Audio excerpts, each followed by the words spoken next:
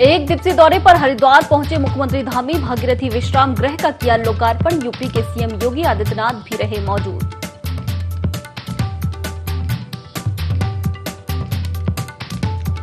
राजभवन में किया महामहिम, राज्यपाल ने 2 पुस्तकों का विमोचन, लेखकों की जमकर की हौसला अफजाई।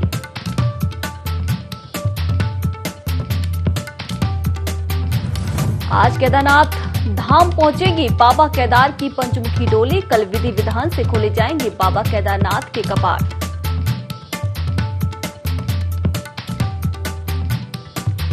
जंगलों में बढ़ती आग की घटनाओं से सख्त हुआ वन विभाग। टिहरी में विभाग ने करवाया आग लगाने वालों के खिलाफ मुकदमा दर्ज।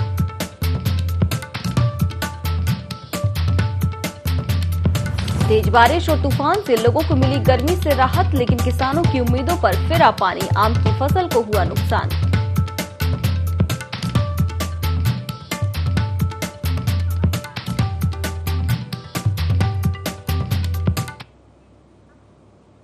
नमस्कार, इंडिया 24 में बहुत स्वागत है आप सभी का। मैं आपके साथ वर्षा।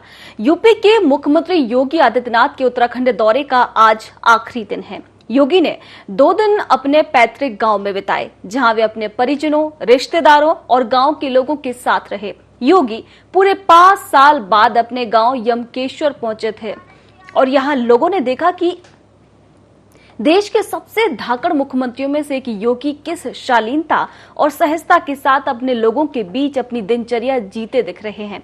इन 2 दिनों में योगी ने अपने बचपन के दिनों को याद किया। अपने नाते रिश्तेदारों के साथ वे अपने गांव और गांव के घरों और पगडंडियों में खूब घूमे। गांव के बच्चों और लोगों के साथ आत्मीयता से रहे। बता दें कि इस दौरान योगी आदित्यनाथ सिर्फ एक पहाड़ी गाँव वासी की तरह रहे। कहीं भी उनकी सिक्योरिटी ज्यादा नजर नहीं आई। वे सिर्फ एक पहाड़ी ग्रामीण के जीवन में ही नजर आए और ये सभी तस्वीरें आपको सिर्फ IND 24 पर एक्सक्लूसिव देखने को मिल रही हैं। एक एक तस्वीर आपके लिए IND 24 ने योगी जी के गांव से कवर की है और ये योगी आदित्यनाथ के लिए एक बहुत भावनात्मक पल रहा। योगी अपने गांव में बचपन के दोस्तों से मिले और उनके साथ पूरा दिन बिताया। पड़ोस के गांव के लोगों से भी वे मिले और हम ये 2 दिन योगी के जीवन के ऐतिहासिक दिन मान सकते हैं।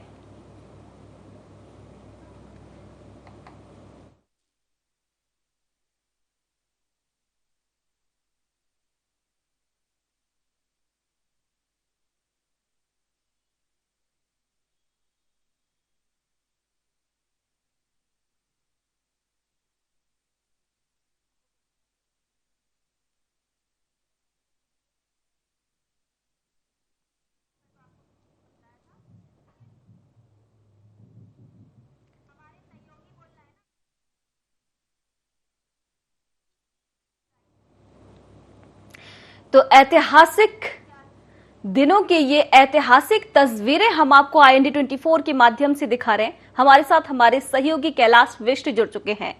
कैलाश जी, आज योगी आदित्यनाथ के दौरे का आखिरी दिन है और इस दौरे के दौरान क्या कुछ खास देखने को मिल रहा है, क्योंकि पिछले 5 साल के बाद ये दोबारा भावनात्मक तस्वीरें देखने को मिल रही हैं।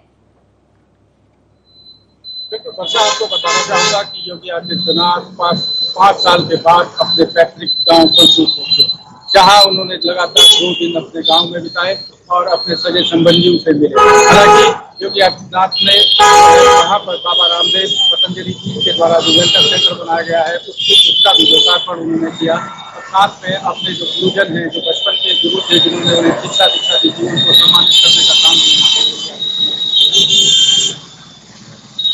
जी कैलाश जी, किस प्रकार तस्वीरें निकलकर सामने आई, क्योंकि भले ही योगी आदित्यनाथ पूरे उत्तर प्रदेश के लिए एक मुखिया के रूप में कार्य कर रहे हों, जिम्मेदार के रूप में काम कर रहे हों, लेकिन उनकी मां के लिए वही बेटा है उनका, जिनको उन्होंने पाल पोस कर बड़ा किया है। तो कहीं ना कहीं जो टच है, भावनात्मक टच, वो भी कहीं ना कहीं नजर आया होगा।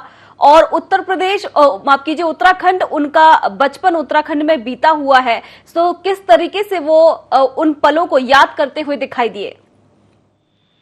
बिल्कुल बसा, हम बात करना चाहेंगे योगी आदित्यनाथ की। तो जिस प्रकार योगी आदित्यनाथ का जो पंचूर गांव का भ्रमण था, पंचूर गांव में सबसे पहले उन्होंने अपने जो गुरु थे जो उनके गुरु थे आचार्य अवैधनाथ जी, उनकी मूर्ति का प्राण प्रतिष्ठा किया। मूर्ति प्राण प्रतिष्ठा करने के बाद वो अपनी माँ से मिले और जाते ही योगी आदित्यनाथ ने अपनी माँ के पैर छुए और पूछा कि माँ मुझे पहचाना।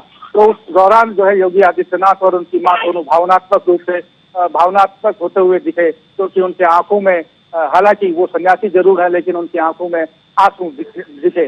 लेकिन सबसे बड़ी बात यह है कि उन्होंने जो अपना बचपन था उत्तराखंड में बिताया हुआ, जिस जन्मभूमि में वो पैदा हुए, जिस जन्मभूमि से योगी आदित्यनाथ ने शिक्षा दीक्षा ग्रहण करी, सबसे पहले उन्होंने अपने गुरु के मूर्ति की प्राण प्रतिष्ठा के दौरान, उसके बाद उन्होंने अपने गुरुओं को, जो शिक्षक थे, जिस विद्यालय से वो पढ़े हुए हैं, उस विद्यालय के शिक्षकों को सम्मानित करने का काम उन्होंने यहाँ पर किया। और उन शिक्षकों का कहना भी था कि आज हम अपने आप को बड़ा गौरवान्वित महसूस कर रहे हैं कि हमारे द्वारा पढ़ाया गया हुआ एक शिक्षक जो कि इतना बड़ा काबिल और इतना धाकड़ मुख्यमंत्री उत्तर प्रदेश जैसे राज्य का बना हुआ है, हमें गर्व होता है। कहीं न कहीं ये भावनात्मक टच उस यमकेश्वर ब्लॉक के लोगों के लिए, यमकेश्वर विधानसभा क्षेत्र के लोगों के लिए भी है। वहाँ पर जो लोग थे यमकेश्वर निवासी, चाहे हम उत्तर प्रदेश की बात करें, चाहे उत्तराखंड की बात करें, कई जगह से हजारों की संख्या में लोग वहाँ पर पहुंचे हुए थे। हालांकि कई लोग ऐसे भी हैं जो आज अभी तक जो है योगी आदित्यनाथ से मुलाकात नहीं कर पाए। हालांकि कार्यक्रम बड़ा व्यस्त था, लेकिन कई ऐसे रिश्तेदार भी थे जो योगी आदित्यनाथ से बात नहीं कर पाए। मुलाकात जरूर हुई लेकिन बात करने का समय नहीं मिला। बरसा बिल्कुल, कैलाश जी हमारे साथ बने रहिए, हम आपसे आगे भी बातचीत जारी रखेंगे, खबरें लगातार आपसे लेते रहेंगे। तो ये अपडेट कि सीएम योगी आदित्यनाथ के उत्तराखंड दौरे का आज आखिरी दिन है और योगी ने 2 दिन अपने पैतृक गांव में बिताए हैं, अपने परिजनों, रिश्तेदारों, गांव के लोगों के साथ पूरे दिन रहे। 5 साल बाद अपने गांव यमकेश्वर वापस लौटे थे, जिनकी तस्वीरें हमने आपको IND 24 के माध्यम से दिखाई हैं, एक्सक्लूसिव तस्वीरें दिखाई हैं।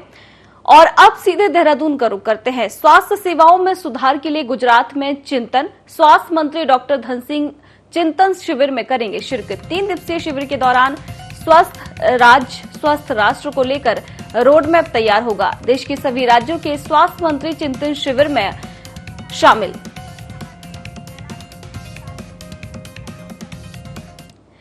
और ज्यादा अपडेट के लिए हमारे साथ हमारे सहयोगी कैलाश विष्ट जुड़े हुए हैं।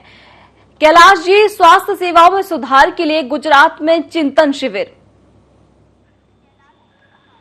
बिल्कुल बसा, आपको बताना चाहूंगा कि उत्तराखंड के जो स्वास्थ्य मंत्री है डॉक्टर धन सिंह रावत, वो आज से 3 दिवसीय गुजरात दौरे पर जा रहे हैं। क्योंकि गुजरात में चिंतन और मंथन शिविर होना है, तो वहां पर किस प्रकार से गुजरात मॉडल के थ्रू उत्तराखंड में स्वास्थ्य सेवाओं को बेहतर बनाया जा सके, उसके लिए जो है चिंतन मंथन वहां पर होगा। उसके बाद उत्तराखंड वापस आने के बाद वहां का जो स्वास्थ्य मॉडल है उसको कैसे उत्तराखंड में अमली जामा पहनाया जाए, इस पर बड़ी चर्चा हो सकती है। बता बिल्कुल, शिविर में शिरकत करेंगे। 3 दिवसीय शिविर के दौरान वो स्वस्थ राष्ट्र को लेकर भी अब रोड मैप तैयार होगा। तो स्वास्थ्य को लेकर चिंतन शिविर, यानी कि लगातार स्वास्थ्य को लेकर काम किया जा रहा है।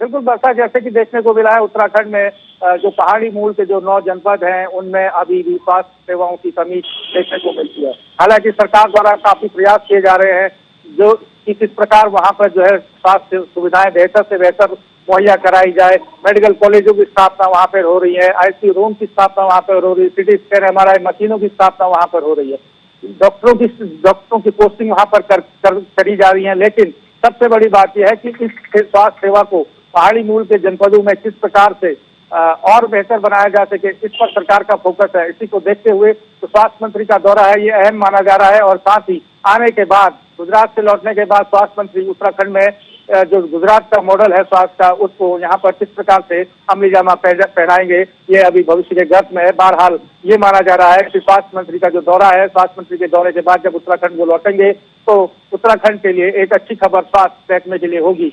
यहाँ की जो स्वास्थ्य व्यवस्था होगी वो चाक चौबंद बन सके। जी बिल्कुल, स्वास्थ्य व्यवस्था बदलेगी। कैलाश जोशी जी हमारे साथ बने रहिए, हम आपसे आगे भी अपडेट लेते रहेंगे।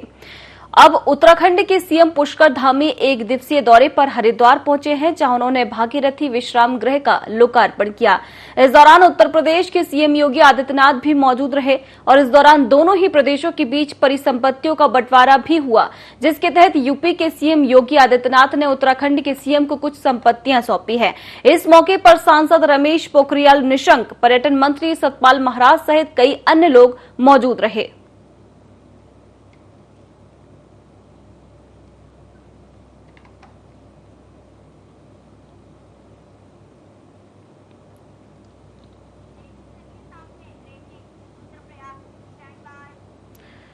और बड़ी खबर रुद्रप्रयाग से, बाबा की पंचमुखी चल विग्रह डोली गौरीकुंड से हिमालय धाम को रवाना। आज शाम केदारनाथ पहुंचेगी बाबा की डोली। कल सुबह 6:25 पर आम श्रद्धालुओं के लिए खुलेंगे बाबा के कपाट। केदारनाथ में 6 माह होंगे बाबा के शिवलिंग के दर्शन। कपाट खुलने से हमारे सहयोगी कैलाश जोशी हमारे साथ लगातार बने हुए हैं। कैलाश जी, अब श्रद्धालुओं के लिए बाबा के कपाट खुलने जा रहे हैं। बिल्कुल वर्षा, आपको बताना चाहूंगा कि 11 ज्योतिर्लिंगों में से एक केदार बाबा के दरबार जो है कल आम जनता के लिए खुलेंगे। सुबह 6:15 बजे लगभग जो है बाबा केदार के कपाट खुलेंगे और श्रद्धालुओं के लिए 6 महीने के लिए जो यात्रा वहां पर होती है, श्रद्धालुओं के लिए 6 महीने के लिए कपाट खोल दिए जाएंगे। हालांकि बाबा केदार की जो डोली है, चल विग्रह डोली है, आज गौरीकुंड से केदारनाथ के लिए रवाना हो चुकी है। लगभग 4 बजे तक बाबा केदार के दर पर चल विग्रह डोली पहुंच जाएगी। वर्षा, चलिए, बहुत शुक्रिया हमारे साथ जुड़ने के लिए। तो आज शाम केदारनाथ बाबा की डोली पहुंचेगी और अब बाबा के धाम के कपाट खुलेंगे और सभी श्रद्धालु शिवलिंग के दर्शन करेंगे। वहीं बाजपुर में नेता प्रतिपक्ष यशपाल आर्य ने प्रदेश सरकार के 4 धाम यात्रा को लेकर की गई तैयारियों पर सवाल खड़े किए हैं।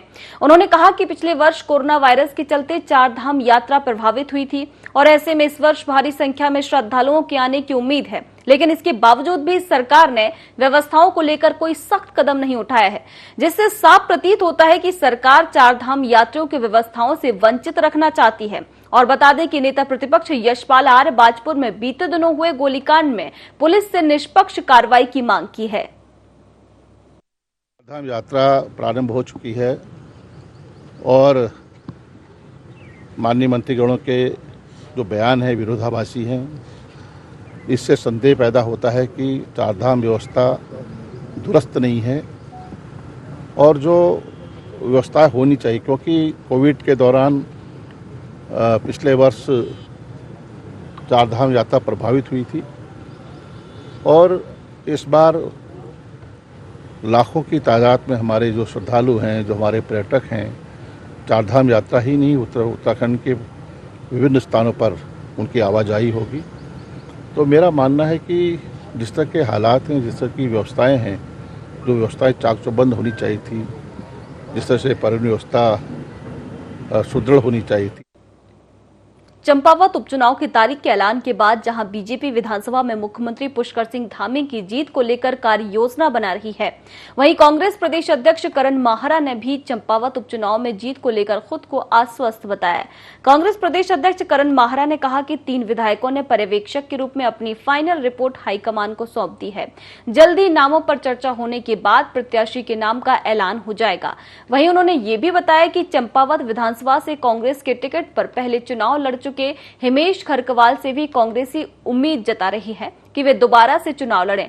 हालांकि हिमेश खरकवाल चुनाव लड़ने की मूड में नहीं है, लेकिन पार्टी हाईकमान के आदेश के इंतजार के बाद ही वे कोई फैसला लेंगे।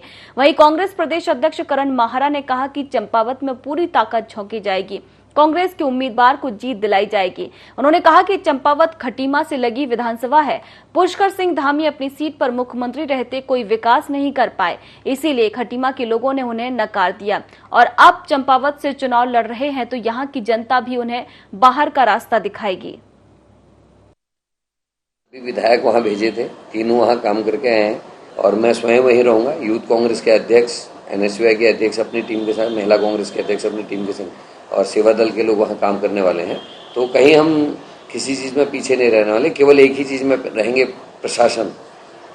प्रशासन जरूर बीजेपी के साथ खड़ा होगा और उनसे मुकाबला हमको दोनों फ्रंटों में करना है, प्रशासन से भी और बीजेपी से। ये चुनाव चुनौती भी है और मेरे को लगता है कि हमारे लिए बहुत कठिन भी नहीं होगा, क्योंकि लगी हुई विधानसभा को छांटना मेरे को लगता है कहीं ना कहीं बीजेपी की रणनीति में कमजोरी मैं देखता हूं, क्योंकि बगल में ही 5 साल विधायक रहते हुए और मुख्यमंत्री बनने के बावजूद खटीमा ने हराया है। उसका असर बनबसा में भी होगा और टनकपुर में भी होगा। बाबा केदार की डोली अपने अंतिम रात्रि प्रवास के बाद अब गौरीकुंड से केदारनाथ के लिए प्रस्थान कर चुकी है। सुबह गौरा माई से विदा लेकर बाबा की डोली केदारनाथ के लिए रवाना हुई।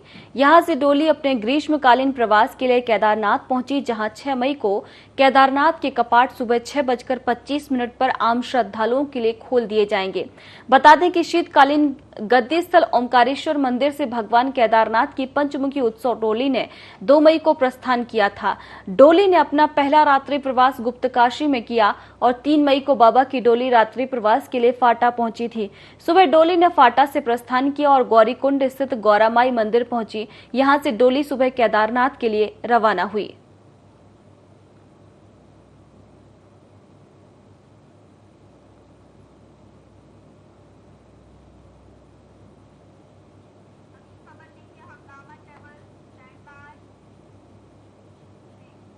उत्तराखंड में चारधाम यात्रा की शुरुआत होने के साथ ही फर्जी ट्रैवल एजेंट भी सक्रिय हो गए हैं। इस वानगी को तब देखने मिली जब हरिद्वार के ट्रैवल कारोबारियों ने अवैध तरीके से चारधाम यात्रा पर श्रद्धालुओं को ले जा रही 3 गाड़ियों को पकड़ा। इस दौरान मुंबई से आए श्रद्धालु में से एक महिला की तबीयत अचानक बिगड़ गई। महिला की तबीयत बिगड़ने के बाद श्रद्धालुओं और ट्रैवल कारोबारियों के बीच नोकझोंक हो गई, जिसके बाद मौके पर पहुंची हरिद्वार की ARTO ने तीनों गाड़ियों का चालान काटा। चालान काटने के बाद सभी श्रद्धालु चारधाम यात्रा के लिए रवाना हो गए। वहीं ट्रैवल कारोबारियों ने आरोप लगाया है कि फर्जी ट्रैवल एजेंटों के सक्रिय होने से हरिद्वार के ट्रैवल कारोबारियों को नुकसान उठाना पड़ रहा है और इसमें परिवहन विभाग की भी मिलीभगत है।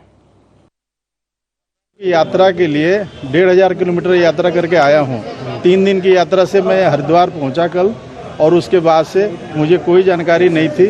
जब निकलने की तैयारी हुई तो बताया गया कि कोई ये डाउनलोड फॉर्म का करना होगा गाड़ियों के लिए, और वो घंटे 1.5 घंटे लग के सुबह वो कर लिया। फिर किसी ने बोला परमिट कोई गाड़ी का निकलेगा, वो जाओ यहाँ पे कोई हिल्ली है, राज हिल्ली की क्या नाम, वहाँ यातायात का वो जो पर्यटन स्थल है, वहाँ पर्यटन स्थल पे चला गया। वहाँ के सीनियर अफसर से बोला कि ये जो मैनुअल करते हैं ना उनके लिए है। तो हमने कहा हमने तो डाउनलोड कर लिया ऑनलाइन। अभी हम लोग घंटे भर से खड़े हैं, कोई रिस्पांस नहीं है। न वहाँ पानी की व्यवस्था है और न कोई किसी इन्फॉर्मेशन देने वाले की व्यवस्था है। इन्फोर्समेंट हो रही है यहाँ पे हरिद्वार जिले के अंदर, शून्य के बराबर हो रही है। यात्रा काल चालू 1 तारीख से यात्रा गाड़ियाँ जा रही हैं। इन्फोर्समेंट सुबह 5 बजे से होनी चाहिए, जो कि नहीं हो रही है। इन्फोर्समेंट को कॉल करा गया, इन्फोर्समेंट कहते हैं हम आ रहे हैं। आते आते वो सुबह 6 बजे से लेके जो है 11 बजे इन्फोर्समेंट आती है।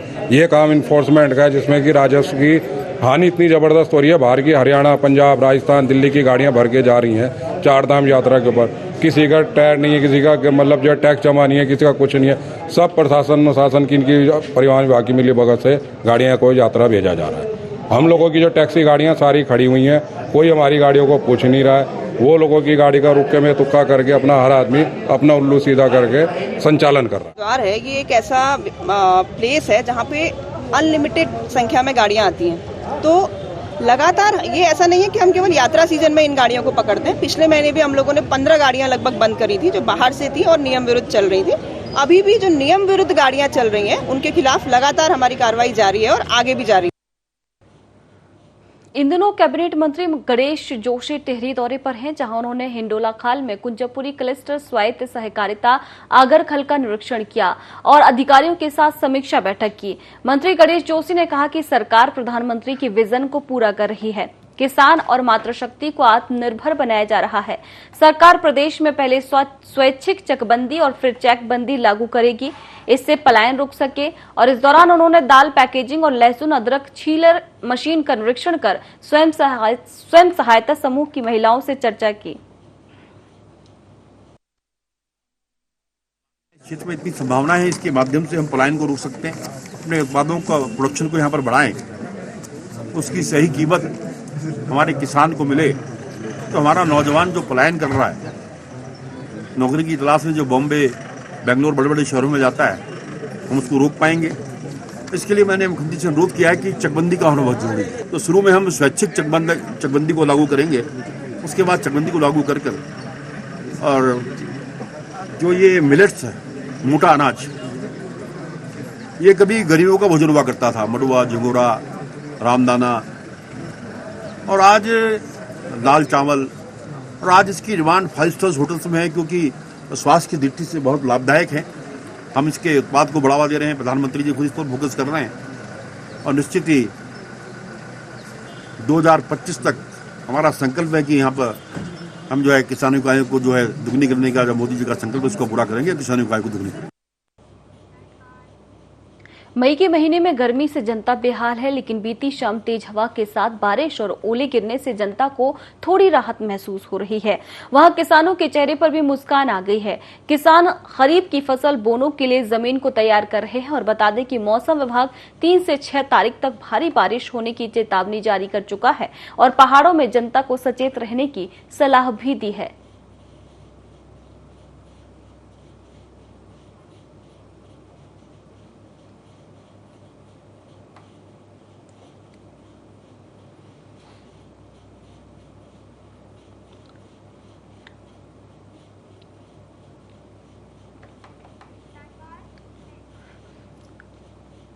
अपने गढ़वाल दौरे से लौटने के बाद आज महामहिम राज्यपाल लेफ्टिनेंट जनरल गुरमीत सिंह ने राजभवन में इवनिंग ऑफ लाइफ और माय मेमोरीज पुस्तकों का विमोचन किया। ये दोनों पुस्तकें कर्नल SP मारवाहा और सुरेश मारवाहा द्वारा लिखी गई हैं। राजभवन के ऑडिटोरियम में हुए आयोजन के दौरान इन पुस्तकों का विमोचन किया गया और इस दौरान महामहिम ने लेखकों की हौसला अफजाई की, तो दूसरी ओर कुछ अन्य लोगों को सम्मानित भी किया गया।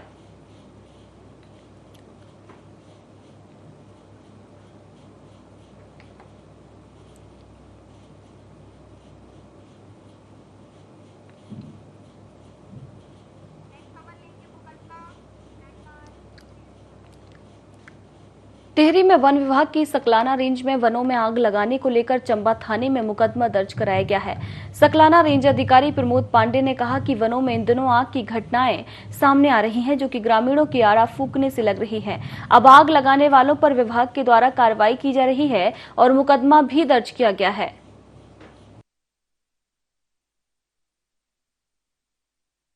घटनाएं हो रही हैं, गांव वालों को कई बार समझा दिया है, लेकिन उसके बाद भी गांव वाले नहीं मान रहे हैं, आड़ा जला रहे हैं।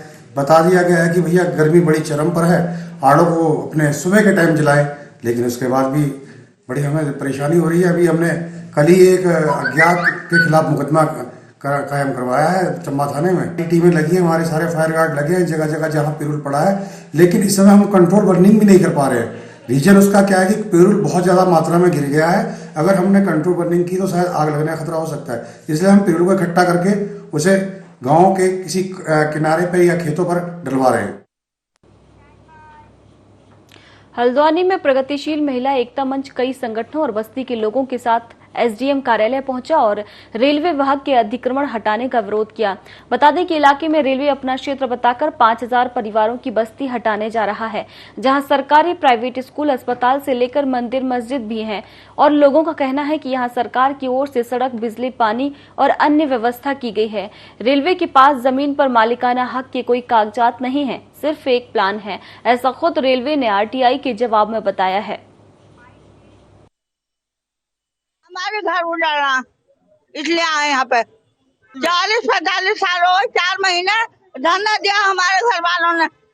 तिवारी जी जब उनकी सरकार थी, हमारी छतें नहीं जाना चाहिए, हम छतें नहीं छोड़ेंगे, चाहे कुछ भी हो जाए, हम छतें लेके रहेंगे। हमें होगा 45 साल, 50 साल मान के चलो, बुढ़े हो गए यहाँ के। हमारे छतें रुकना चाहिए, बच्चे चाहते हैं, हम भूखे प्यासे पड़े रहेंगे अपनी छतों में। ढोलक बस्ती है, बनफुलपुरा है या इंदिरा नगर है, उसको अपनी बस्ती बता रही है, अपना इलाका बता रही है और इसके लिए लगातार लंबे समय से कोर्ट में केस चल रहे हैं। पर हमारा कहना है कि जो रेलवे है उसके पास जमीन नहीं है। हम लोगों ने RTI लगाई है, उस RTI में ये स्पष्ट है कि रेलवे ने केवल 4 नक्शे दिखाए और रेलवे ने खुद स्वीकारा है कि उसके पास जमीन के कागज नहीं है। तो हमारा कहना है कि सरकार जो है वो स्पष्ट करे, एक तो राजस्व विभाग और नगर निगम जो है वो सीमांकन रेखा को स्पष्ट करे कि जो यहाँ के रहने वाले लोग हैं ये केवल आज से नहीं रह रहे, आजादी के समय से वहाँ रह रहे हैं कि सरकार हमारा पुनर्वास करे और जो है फिर हम वहाँ से हटने को तैयार। फिलहाल खबरों में इतना ही। देखते रहिए IND 24। नमस्कार।